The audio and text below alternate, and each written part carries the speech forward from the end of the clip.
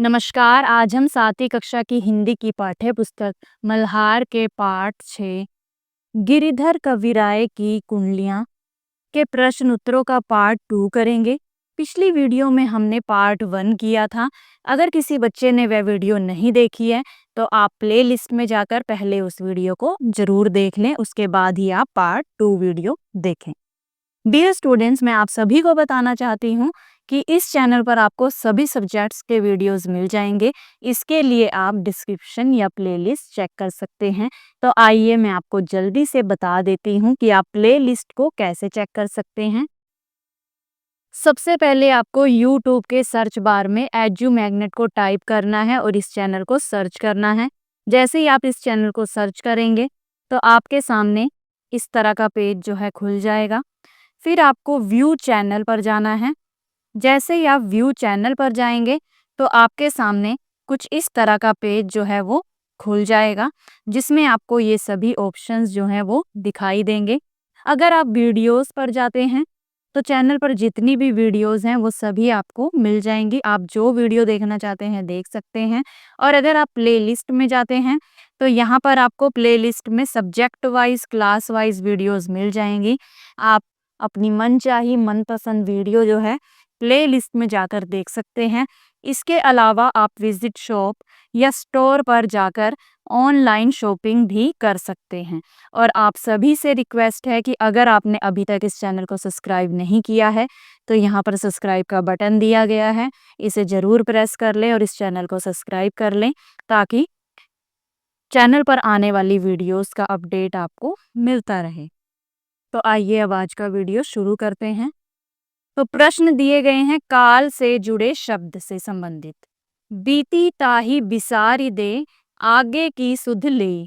इस वाक्य में बीती शब्द अतीत यानी भूतकाल के कार्यों को व्यक्त कर रहा है और आगे शब्द भविष्य के कार्यों को व्यक्त कर रहा है।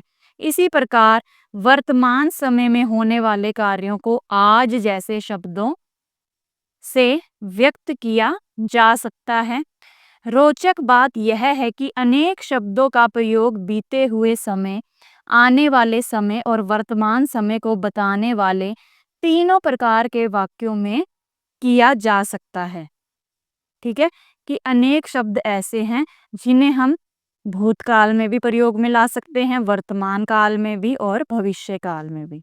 ठीक है, तो नीचे कुछ शब्द दिए गए हैं, इनका प्रयोग करते हुए तीनों प्रकार के काल व्यक्त करने वाले तीन तीन वाक्य बनाइए।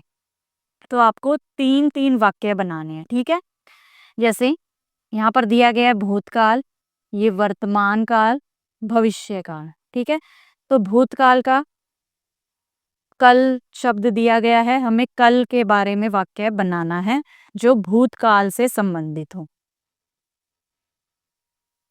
फिर उसी तरह से परसों का बनाना है, फिर पहले का, फिर पिछला, फिर बीते हुए। इसी तरह से वर्तमान काल में जो शब्द दिए गए हैं आज, अभी अभी, अब, हमेशा, आजकल। ठीक है, उसी प्रकार भविष्य काल के दिए गए हैं शब्द कल, परसों, अगले दिन, साल या महीने। आगामी, आगामी का अर्थ होता है आने वाले समय में, और जल्दी ही। ठीक है, तो इन सभी शब्दों के हमें तीन तीन वाक्य बनाने हैं। तो देखिए यहाँ पर एक एक वाक्य यहाँ पर दिया गया है कि किस तरह से बनाने हैं, बाकी के दो आपको खुद बनाने हैं। ठीक है, तो कल का दिया गया है, कल मैंने बहुत सा काम किया था। तो ये है भूतकाल का वाक्य। ठीक है, कि कल मैंने बहुत सा काम किया था, काम कर चुके हैं भूतकाल में। ठीक है, यानी अतीत में। फिर परसों का, परसों हम स्कूल गए थे। पहले का, पहले वह बहुत मेहनती था। पिछला का, उसने पिछला काम नहीं किया। ठीक है, और बीते हुए का, बीते हुए समय में मुझसे बहुत गलतियां हुई हैं। ठीक है, अब इसी प्रकार से वर्तमान काल के जो शब्द हमें दिए गए थे उनके वाक्य बनाएंगे। आज का बनाएंगे, आज मैं पढ़ाई कर रहा हूँ। अभी अभी का बनाएंगे, अभी अभी उसने मुझे एक अच्छा सुझाव दिया। अब का बनाएंगे हम अब खेल रहे हैं। हमेशा का बनाएंगे मैं हमेशा सुबह 6 बजे उठता हूँ। और आजकल का बनाएंगे आजकल मौसम बहुत ठंडा है। ठीक है।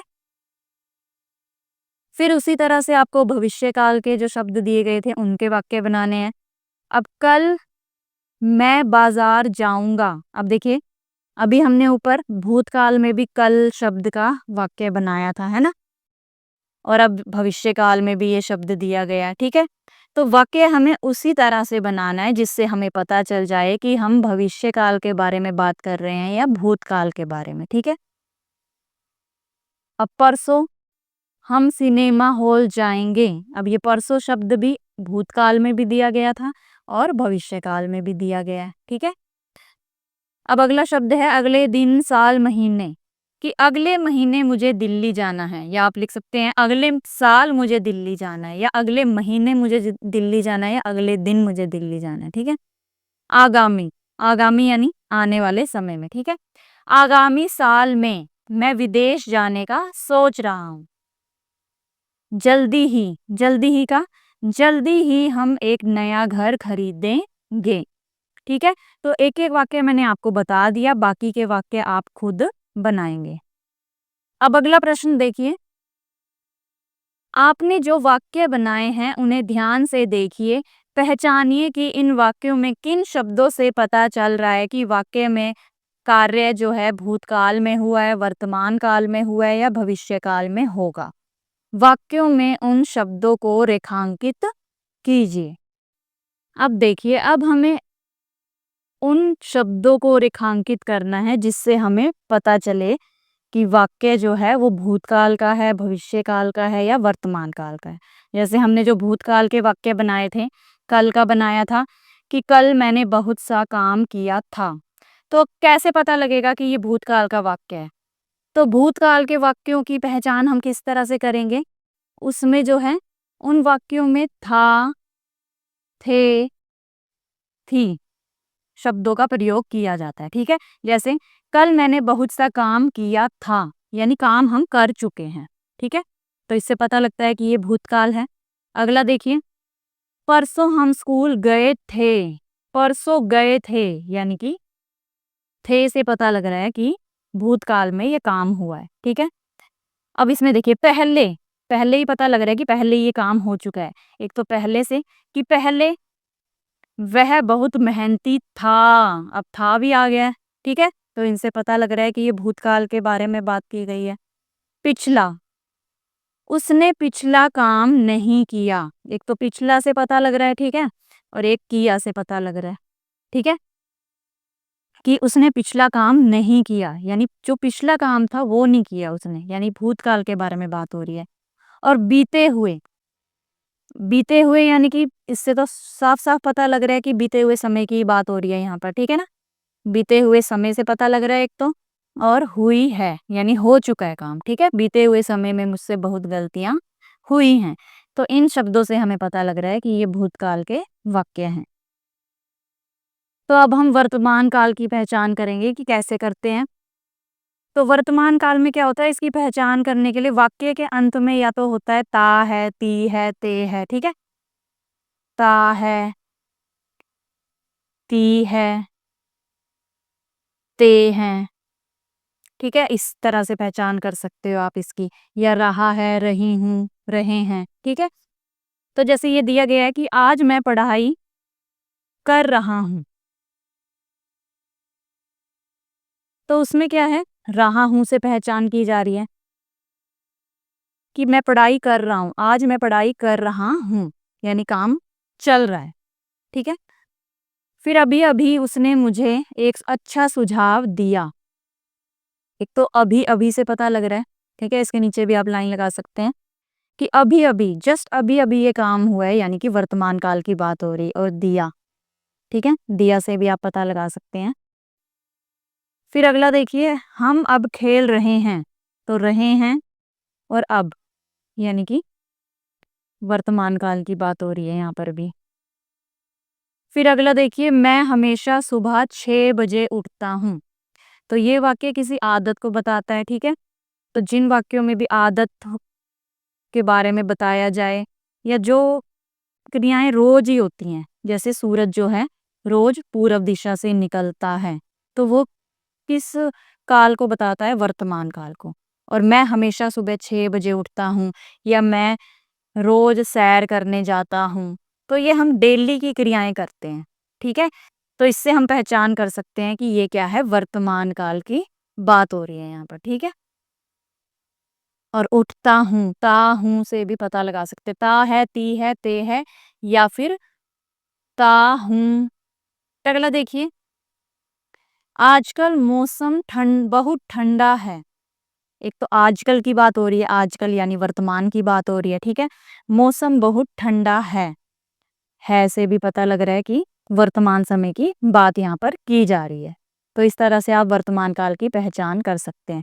एक तो इन शब्दों का ध्यान रखिएगा, ता है, ती है, ते है या ता हूँ या ती हूँ। ठीक है, और रहा हूँ, रहे हैं, इनसे भी आप पहचान कर सकते हैं। और जो हम डेली की जो हमारी क्रियाएं होती हैं, जैसे मैं हमेशा, जैसे ये वाक्य था, मैं हमेशा सुबह 6 बजे उठता हूँ, मैं रोज सैर करने जाता हूँ, मैं रोज योगा करता हूँ, या सूरज जो है पूर्व दिशा दिशा से निकलता है, सूरज जो है वो पश्चिम दिशा में डूबता है या अस्त होता है। ठीक है, तो ये सभी क्या है? वर्तमान काल के वाक्य हैं। अब आगे देखिए, भविष्य काल के वाक्यों की पहचान किस तरह से करेंगे हम? कल का बनाया है हमने, कल मैं बाजार जाऊंगा। अब भविष्य काल की पहचान आप कर सकते हैं गा, गे, गी से। ठीक है, अंतिम जो शब्द होंगे वो होंगे गा, गे, गी। ठीक है, इनसे आप पहचान कर सकते हैं। जैसे कल मैं बाजार जाऊंगा, यानी भविष्य की बात हो रही है, जाऊंगा, अभी गया नहीं है, जाऊंगा। फिर अगला देखिए, परसों हम सिनेमा हॉल जाएंगे।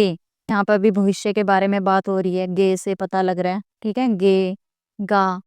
फिर अगला देखिए, अगले महीने मुझे दिल्ली जाना है, कि अगले महीने की बात हो रही है। ठीक है, जाना है, या आप लिख सकते हैं इस वाक्य को इस तरह भी लिख सकते हैं कि अगले महीने मैं दिल्ली जाऊंगा। ठीक है, ऐसे भी लिख सकते हैं आप, या अगले महीने मुझे दिल्ली जाना है, इससे भी साफ पता लग रहा है कि भविष्य काल के बारे में बात हो रही है। ठीक है, तो अगले महीने से यहाँ पे पता लग ही रहा है आपको साफ। और अगला देखिए, आगामी साल में मैं विदेश जाने का सोच रहा हूँ। ये भी भविष्य काल के वाक्य को दर्शाता है, आगामी आने वाले समय के बारे में ही बात हो रही है यहाँ पर। इस शब्द से आप पता लगा सकते हैं तो। ठीक है, कि आगामी साल में मैं विदेश जाने का सोच रहा हूँ, अभी प्लानिंग चल रही है।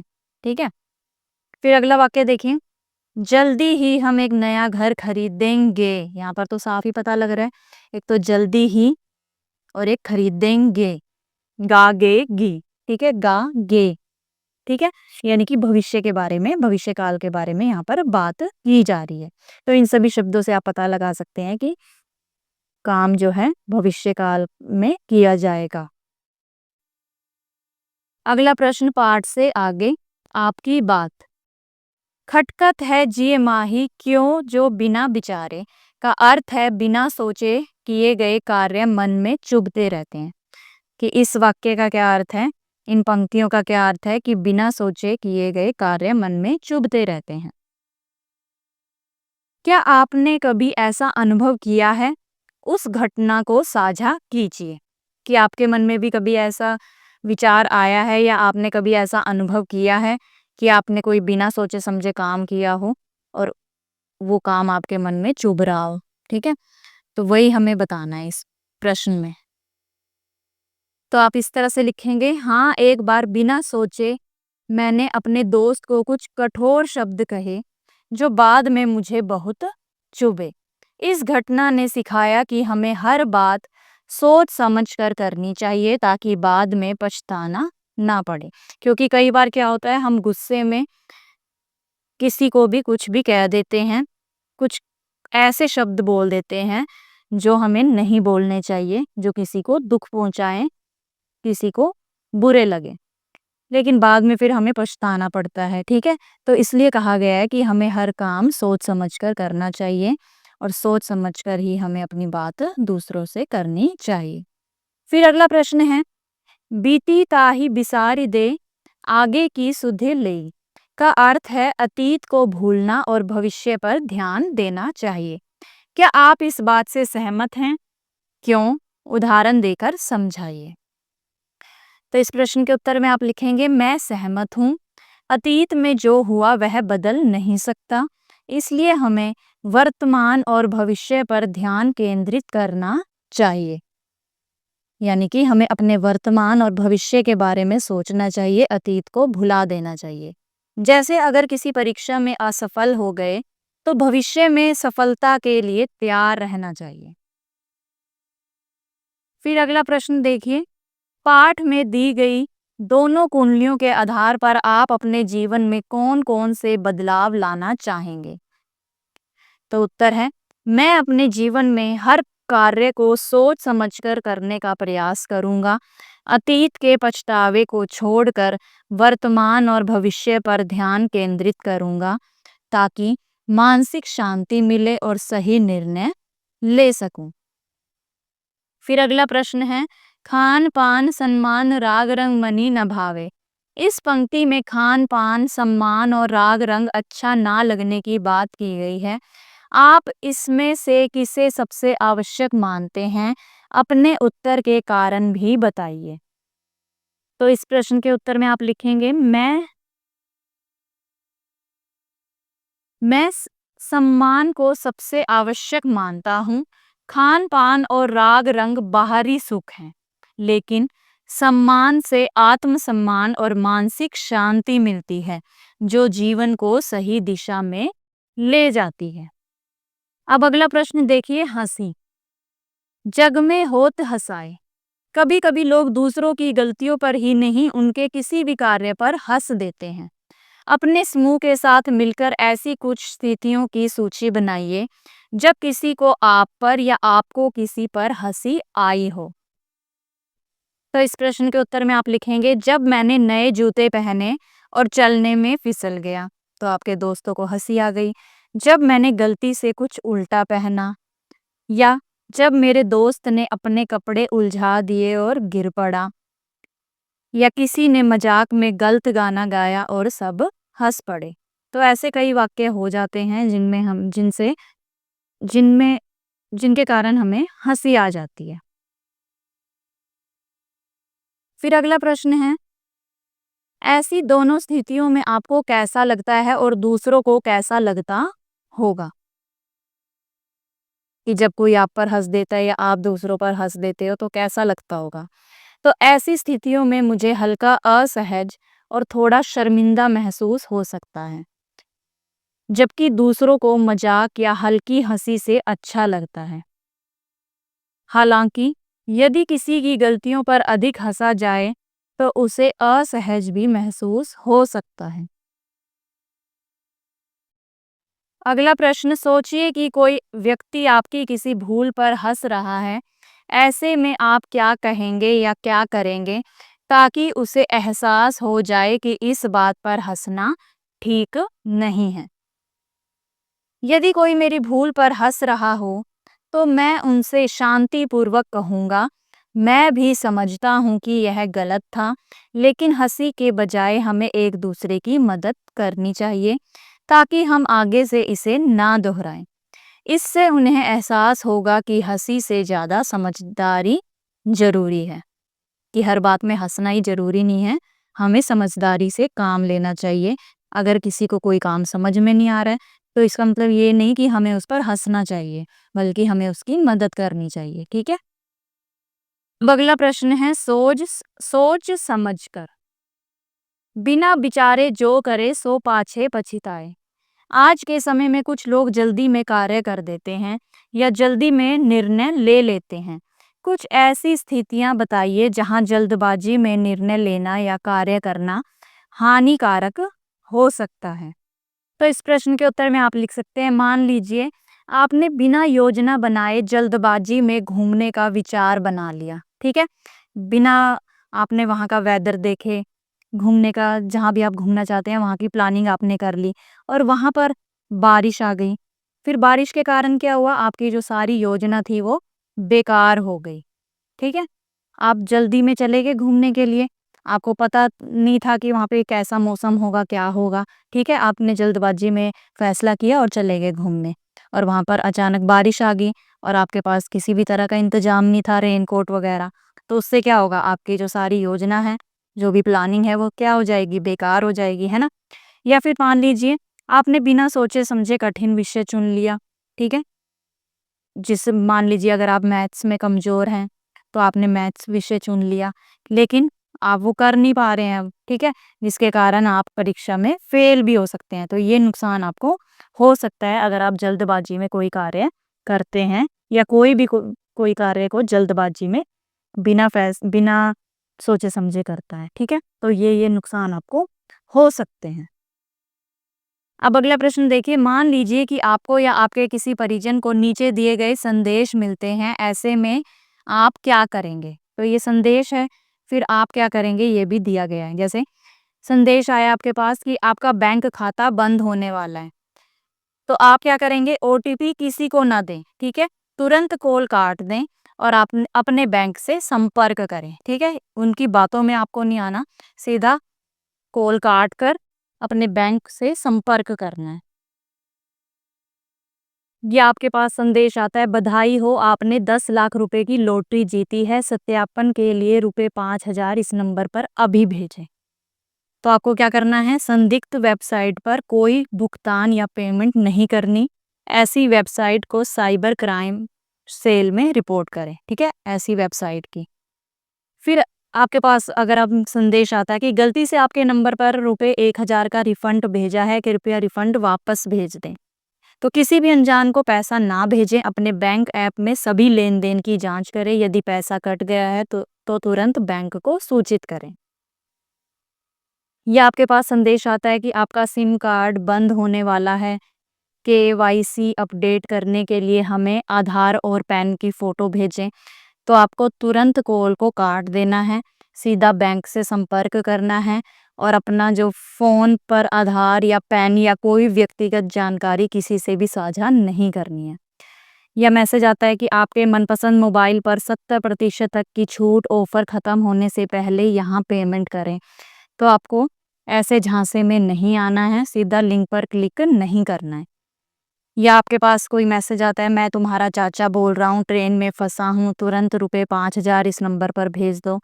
तो आपको व्यक्ति की पहचान की पुष्टि करनी है, तुरंत पैसे ट्रांसफ़र ना करें, परिवार के अन्य सदस्यों से बात करें, ठीक है? और भी कुछ मैसेज यहाँ पर दिए गए हैं, इन्हें आप ज़रूर पढ़ लीजिएगा और आपको उस सिचुएशन में क्या करना है वो भी यहाँ पर दिया गया है, ठीक है? तो ये सभी आप पढ़ लीजिएगा एक-एक करके।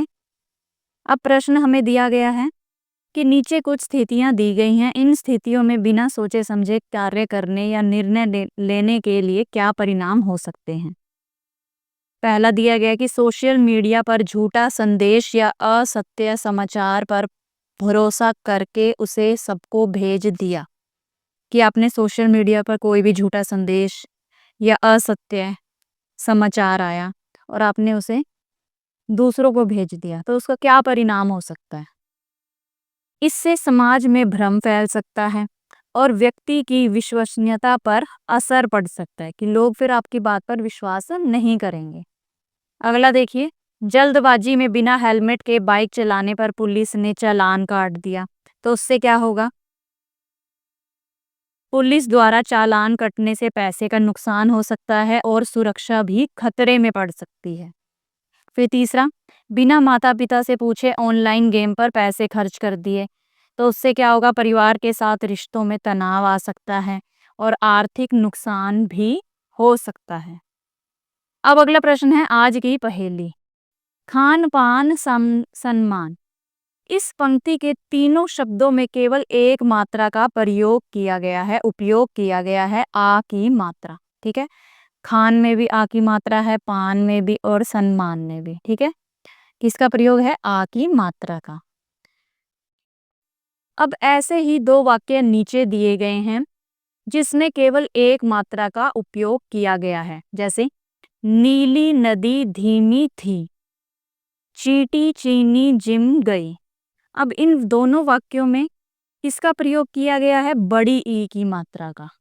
ठीक है, ये देखिए, नीली में भी, नदी में भी, धीमी में भी, थी में भी, उसी तरह से चींटी चीनी जिम और गई में भी। ठीक है, अब आप इसी प्रकार के वाक्य अलग अलग मात्राओं के लिए बनाइए। अब आपको भी इसी तरह के वाक्य बनाने हैं। ध्यान रहे, आपके वाक्यों का कोई ना कोई अर्थ होना चाहिए। आप एक वाक्य में केवल एक मात्रा को बार बार या बिना मात्रा वाले शब्दों का ही उपयोग कर सकते हैं। ठीक है, तो या तो आपको एक ही मात्रा का प्रयोग करना है, बार बार भी कर सकते हैं, एक बार भी कर सकते हैं, या बिना मात्रा वाले शब्दों का प्रयोग कर सकते हैं। अब जैसे हमें दिया गया है मात्रा आ, ठीक है, अब आ की मात्रा वाले ही हमें वाक्य बनाने हैं। तो हम बना सकते हैं, राम आम खा रहा था। ठीक है, सब में आ की मात्रा का ही हमने प्रयोग किया है, किसी और मात्रा का नहीं किया। अब ई की मात्रा का बनाना है, वो भी छोटे ई की। कवि यह खत लिख। ठीक है, ये देखिए, छोटी ई की मात्रा का प्रयोग किया है या बिना मात्रा के शब्द लिखे हैं हमने, उसके अलावा दूसरी मात्रा का हमने प्रयोग नहीं करना है। उसी तरह से बड़ी ई की मात्रा का, सीमा खत पढ़ती रही। ठीक है, इसी तरह से आपने ये सभी वाक्य बनाने हैं। जो भी मात्रा यहाँ पर दी गई है उन्हीं मात्राओं का प्रयोग करते हुए। तो यहाँ पर मैंने आपको उदाहरण बता दिया है कि आपको इन मात्राओं का उपयोग करके किस तरह से वाक्य बनाने हैं। तो आप अपनी सोच समझ से इन वाक्यों के अलावा कोई और वाक्य भी अगर आपसे बनते हैं तो जरूर बनाकर देखिएगा। आशा करती हूँ आपको इस पाठ के सभी प्रश्न अच्छे से समझ में आए होंगे। अगर आपका किसी भी प्रश्न को लेकर कोई भी डाउट है तो आप कमेंट करके ज़रूर बताइएगा। आपके कमेंट का जवाब ज़रूर दिया जाएगा। मिलते हैं अगली वीडियो में, तब तक के लिए नमस्कार।